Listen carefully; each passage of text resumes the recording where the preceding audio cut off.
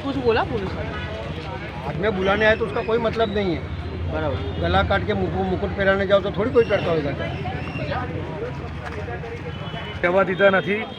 મને તો એ ખબર નથી પડતી કે આ ક્રાઇમ બ્રાન્ચ જે વડોદરાની ઓફિસ છે આ શું સર્વોપરી છે?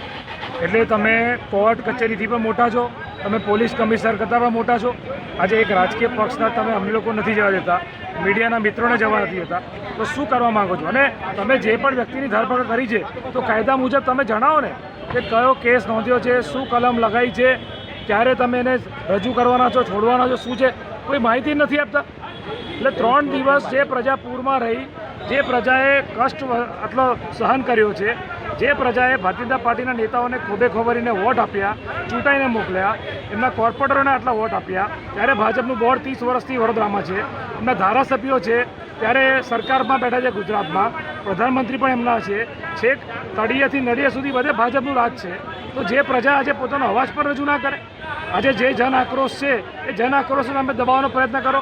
મીડિયાના મિત્રને તમે અંદર 4-4 કલાક ગોંધી રાખ્યો ક્રાઇમ બ્રાન્ચે, એટલે તમે અત્યાર સુધી વિરોધ પક્ષનો તો અવાજ દબાવતા હતા, હવે પ્રજાનો પણ અવાજ દબાવવાનો અને પ્રેસ મીડિયાનો પણ અવાજ દબાવવાનો. શું આ લોકશાહી છે?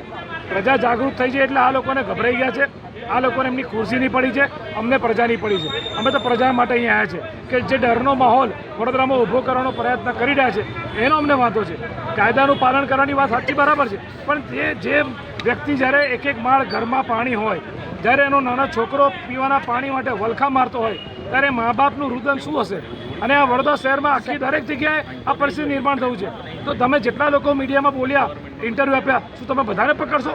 તો તમે જેલ મોટી કરી દો, કારણ કે આવનારા દિવસમાં વડોદરાની પ્રજા પર રોડ પર આવવાની છે. આ કેટલું યોગ્ય છે ને? કે કોઈ એવી કોઈ ગુનો નથી કર્યો, કશું એવું કર્યું ને, ક્રાઇમ બ્રાન્ચ અટકાયત કરે છે સાહેબ? તમે વિચાર કરો કે ક્રાઇમ બ્રાન્ચ તો ભાજપનો હાથો બનીને કામ કરી રહી છે. મારો પોતાનો અનુભવ કે કોંગ્રેસ પ્રમુખ તરીકે આજે અમે લોકો બોલી પણ ના શકીએ. રાજ્યના મુખ્યમંત્રી વડોદરામાં આવે તો અમારા ઘરે રાત્રે પોલીસ આવે, સવારે અમને ઘરેથી ઉઠાઈ જવાના. અચ્છા, અમારી પાછળ વોચ મૂકવામાં આવે, અમારી પાછળ ક્રાઇમ બ્રાન્ચની ગાડી, કેવી ગાડી ફરે? જે ગાડીનો નંબર ના હોય, એ ગાડી પર બ્લેક કાચ હોય, પોલીસ ફરિયાદ આપી છે તો છતાં મારી ફરિયાદ લીધી નથી. એટલે અમારી પર જે ક્રાઇમ બ્રાન્ચના મિત્રો વોચ રાખે, અમને પકડવા આવે, એમને આ લોકો ઇનામ આપે, એમને પ્રમોશન આપે. એટલે આ તો આ લોકોની માનસિકતા છે. આ તો દેશ જ્યારે અંગ્રેજોથી દેશને આઝાદી મળી, આ બીજી આઝાદીની લડાઈ જેવું લાગે છે, કારણ કે તાનાશાહી ને હિટલરશાહીની હદ હોય. તમે વિપક્ષનો અવાજ દબાવશો, પ્રજાનો અવાજ દબાવશો અને મીડિયાનો અવાજ દબાવશો તો રહ્યું શું લોકશાહીમાં? આ લોકશાહી નથી. અને ઉપરથી ભાજપના નેતાઓએ જો પ્રજાની માફી માંગી હોત ને તો કદાચ આ પ્રજા માફ કરતી, પરંતુ માફી માંગવાની જગ્યાએ ઉપરથી પોલીસ કેસ, એટલે આ તો હદ થઈ ગઈ અને તમામ હદો વટાઈ છે. લોકોમાં જાગૃતતા આવી રહી છે. આપણા માધ્યમથી લોકોને કહેવા માગું છું કે અમે તો વિપક્ષ તરીકે અમારી જવાબદારીના ભાગરૂપે અને શહેરના નાગરિક તરીકે લડવાના છે, આંદોલન પણ કરવાના છે, ધરણા કરીશું, ઉપવાસ કરીશું.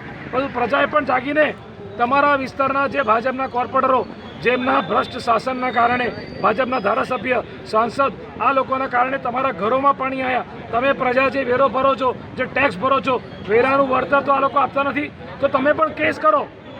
તમામ વડોદરાની પ્રજાને મારી વિનંતી કે જો તમે કેસ નહીં કરો તો કાલે ઉઠીને તમે મીડિયામાં બોલશો તો તમને પણ પકડશે.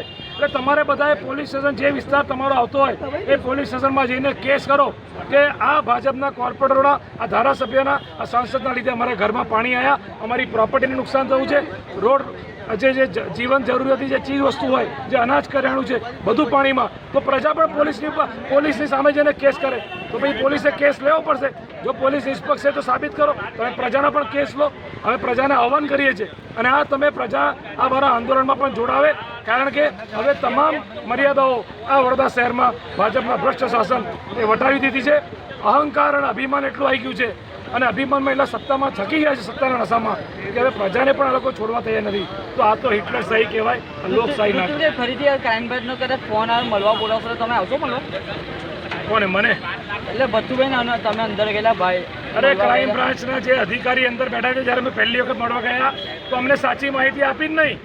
અમે જ્યારે મળવા ગયા ત્યારે અમને એવું કહેવામાં આવ્યું કે એમને છોડી દેવામાં આવશે, એમને કોર્ટમાંથી છોડશો કે પોલીસ સ્ટેશનમાં છોડશો. આજે કાયદો શું કહે છે કે 7 વર્ષ કરતાં ઓછી સજા, 7 વર્ષ કરતાં ઓછી સજા હોય જે કેસમાં, એ કેસમાં તો પોલીસ સ્ટેશનને, પીઆઈને સત્તા હોય છે પોલીસ સ્ટેશનમાંથી જામીન આપવાની. તો ક્રાઇમ બ્રાન્ચને પણ સત્તા હશે, તો કેમ નથી છોડતા? અને કયો કેસ કર્યો છે, કઈ કલમ લગાઈ છે, કંઈક તો માહિતી આપો. નથી એમના ઘરના મેં સભ્યોને જાણ કરતા, નથી વકીલને જાણ કરતા, નથી અમને જાણ કરતા, નથી મીડિયાને જાણ કરતા. તો એવું તો શું ગુનો કરી નાખ્યું? એ ભાઈએ શું કોઈની હત્યા કરી નાખી, કોઈનું મર્ડર કરી નાખ્યું છે?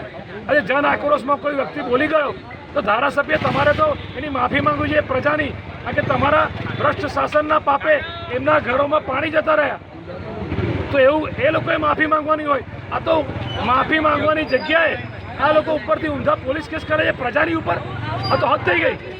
એટલે પ્રજાએ એમને ચૂંટાઈને મોકલ્યા, ખોબે ખોબા ભરીને વોટ આપ્યા, એમના ભાજપના કોર્પોરેટરોને ઓળખતી નથી પ્રજા. દેશના પ્રધાનમંત્રીનું મોઢું જોઈને વોટ આપેલા.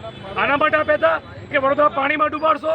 આના માટે આપેલા કે પ્રજાજનો પર કેસ કરશો, ક્રાઇમ બ્રાન્ચ પાસે કેસ કરીને એમને અંદર ગોધી રાખશો? આના માટે તમને પ્રજાએ વોટ આપ્યા છે? હદ થઈ ગઈ છે. લોકશાહીનું હત્યા થઈ રહી છે અને આ બાબતે કોંગ્રેસ સાખી નહીં લે. અમે આંદોલન કરીશું.